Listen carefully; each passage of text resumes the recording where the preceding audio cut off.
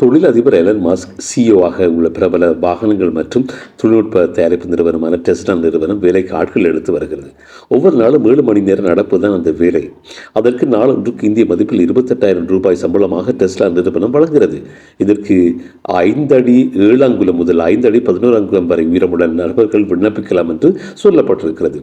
வாகனங்கள் தயாரிப்பதை தவிர்த்து அதிநவீன அறிவியல் சாதனங்களை தயாரிக்கும் முயற்சியில் இப்பொழுது டெஸ்லா நிறுவனம் ஈடுபட்டு வருகிறது. அந்த வகையில் மனிதர்களைப் போலவே ரோபோக்களை டெஸ்லா நிறுவனம் தயாரிக்கிறது. அப்படி மனிதர்கள் செய்யும் விஷயங்களை செய்ய பழக்கி வருகிறது. அப்படி அந்த ரோபோவுக்கு மனிதர்களின் செயல்பாடுகளை சொல்லித்தரவே இந்த வேலை என்று சொல்கிறார்கள். சரியா?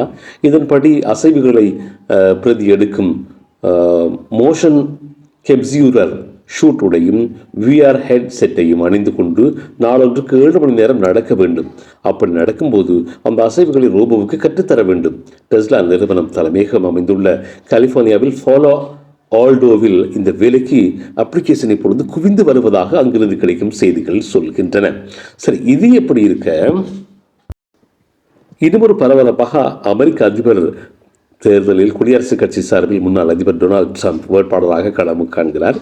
அமெரிக்க மாகாணங்களில் தீவிர பிரச்சாரத்தில் ஈடுபட்டு வரும் ட்ரம்ப் நேற்று பென்சில்வேனியா மாகாணத்தில் நடந்த பிரச்சார கூட்டத்தில் பேசும் பொழுது தொழிலதிபர் எலன் மஸ்கின் அறிவுத்திறன் குறித்து புகழ்ந்து பேசினாராம்.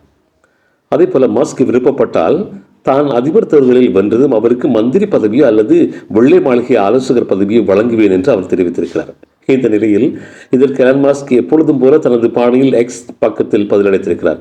கோட் ஷூட்டுடன் மிடுக்காக மேடையில் பதவியேற்பதை போன்ற தனது ஏஐ புகைப்படத்தை பகிர்ந்துள்ள மாஸ்க், சேவையாற்ற நான் விரும்புகிறேன், ஐ ஆம் வில்லிங் டு சர்வ் என்று பதிவிட்டுள்ளார். அந்த புகைப்படத்தை DOGE department of government efficiency என்ற வாசகமும் இடம்பெற்றுள்ளது. முன்னதாக அரசின் செயல்திறனை ஊக்குவிக்கும் அமைச்சகம் ஒன்று உருவாக்கி அதன் மந்திரியாக எலன் மஸ்க் நியமித்தால் நன்றாக இருக்கும் என்று இணையத்தில் பலர் இப்பொழுது கருத்து தெரிவித்திருக்கிறார்கள். இந்த காணொலி பற்றி உங்களது கருத்துக்களை பகிர்ந்து கொள்ளுங்கள்.